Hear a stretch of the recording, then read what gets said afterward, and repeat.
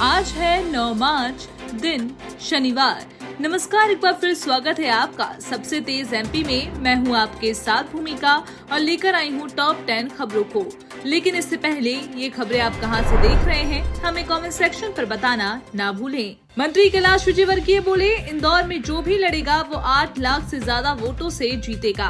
प्रदेश के नगरीय विकास मंत्री कैलाश विजयवर्गीय ने शुक्रवार को इंदौर के किला मैदान क्षेत्र में अपने कार्यालय का उद्घाटन किया। यहाँ वे क्षेत्र क्रमांक 1 के लोगों की समस्याएं सुनेंगे। इस मौके पर उन्होंने मीडिया से भी बात की। जब उनसे पूछा गया कि इंदौर लोकसभा के लिए दिल्ली के नेता गणों के नाम भी चर्चा में हैं, तो विजयवर्गीय ने कहा कि कई नाम चर्चा में हैं। इंदौर से जो भी लड़ेगा 8 लाख वोटों से जीतेगा। विक्रमादित्य वैदिक घड़ी ऐप पर साइबर अटैक। हफ्ते भर पहले पीएम मोदी ने किया था वर्चुअल लोकार्पण। लगभग एक सप्ताह पहले प्रधानमंत्री नरेंद्र मोदी ने संस्कृति और विज्ञान को समेटे हुए धार्मिक नगरी उज्जैन में लगाई गई विक्रमादित्य वैदिक घड़ी का वर्चुअल लोकार्पण किया था और कई खूबियों को समेट इस घड़ी की जमकर तारीफ भी की थी। अब इस विक्रमादित्य वैदिक घड़ी पर साइबर अटैक हो चुका है, जिसकी जानकारी महाराजा विक्रमादित्य शोधपीठ संस्कृति विभाग मध्य प्रदेश शासन ने खुद मीडिया को दी है। 10 मार्च से छिंदवाड़ा में कमलनाथ और बेटे नकुलनाथ की चुनावी जनसभा। पूरा है सामने शेड्यूल।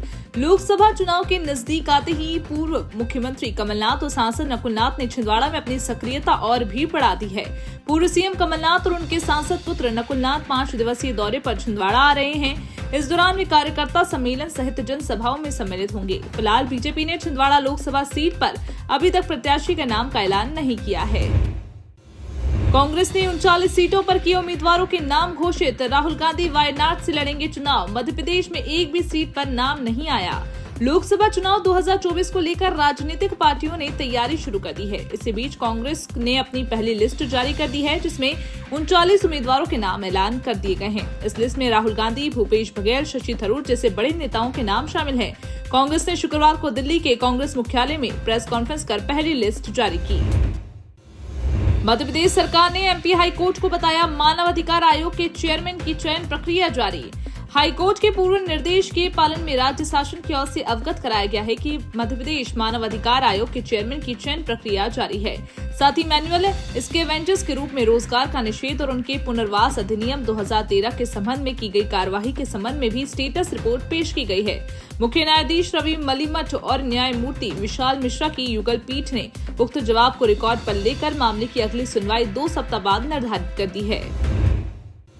महाकाल की एक झलक पाने को जुटे लाखों श्रद्धालु। शनिवार सुबह नहीं होगी भस्म आरती। महाशिवरात्रि के पावन अवसर पर धार्मिक नगरी उज्जैन में श्री महाकालेश्वर मंदिर में लाखों की संख्या में श्रद्धालुओं ने भगवान महाकाल के दर्शन किए। भस्म आरती के साथ ही मंदिर में सुबह से ही लाखों श्रद्धालुओं के आने का दौर चालू रहा, जो शनिवार दोपहर तक यानी कि 44 घंटे तक जारी रहेगा।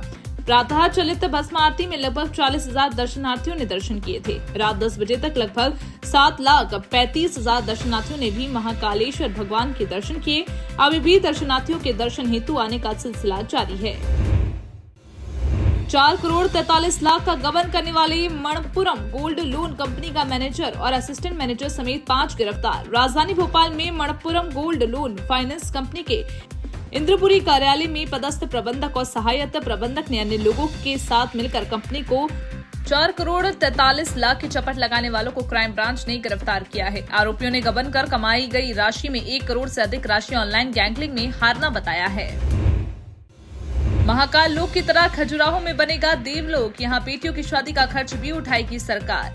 महाशिवरात्रि के अवसर पर मध्य प्रदेश के चरपुर जिले में स्थित खजुराहो के मदगेश्वर महादेव मंदिर में पूजा अर्चना करने पहुंचे सूबे के मुखिया डॉक्टर मोहन यादव ने खजुराहो देवलोक बनाने का ऐलान कर दिया।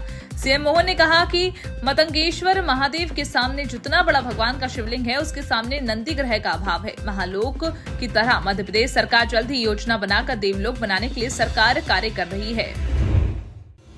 3-4 दिन बाद आ रहा है नया चक्रवात, फिर बिगड़ेगा मौसम। बीते दिनों हुई बारिश और ओलावृष्टि के बाद अब एक बार फिर मध्य प्रदेश का मौसम बदल गया है। सुबह और रात के वक्त चल रही ठंडी हवाओं के कारण ठंड का एहसास बना हुआ है, तो वहीं दिन में सूरज की तपन बढ़ने से गर्मी महसूस होने लगी है, जिसके कारण इन दोनों मौसम के 2 रंग देखने को मिल रहे हैं। इसी बीच मौसम विभाग ने जानकारी दी है कि एक और नया पश्चिमी विक्षोभ आ रहा है, जिसके प्रभाव से एक बार फिर प्रदेश का मौसम बिगड़ सकता है और बारिश के साथ ओले गिर सकते हैं। रेल सफर में होगी आसानी, 5 जोड़ी ट्रेनों को मिला विस्तार। लंबी दूरी के ट्रेनों में यात्रियों के बढ़ते दबाव को कम करने की तैयारियां रेल प्रशासन द्वारा अभी से शुरू कर दी गई हैं। पश्चिम मध्य रेलवे से प्रारंभ और टर्मिनेट होने वाले 5 जोड़ी ट्रेनों की अवधि को विस्तारित करने का निर्णय लिया गया है। इन ट्रेनों के विस्तार देने से पुणे, मुंबई, कोयम्बटूर जाने के लिए यात्रियों को आसानी होगी। 5 जोड़ी साप्ताहिक स्पेशल ट्रेनों में जबलपुर बांद्रा टर्मिनस, जबलपुर पुणे जबलपुर, रानी कमलापति अगरतला, रानी कमलापति जबलपुर, कोयम्बटूर जबलपुर एवं रीवा छत्रपति शिवाजी महाराज टर्मिनस रीवा एवं साप्ताहिक स्पेशल ट्रेनें शामिल हैं। तो ये थी मध्य प्रदेश की टॉप 10 खबरें। इसी तरह तमाम बड़ी खबरों से जुड़े रहने के लिए आप हमारे चैनल को लाइक, शेयर और सब्सक्राइब करें। साथ ही फेसबुक पेज को भी लाइक और फॉलो करना ना भूलें।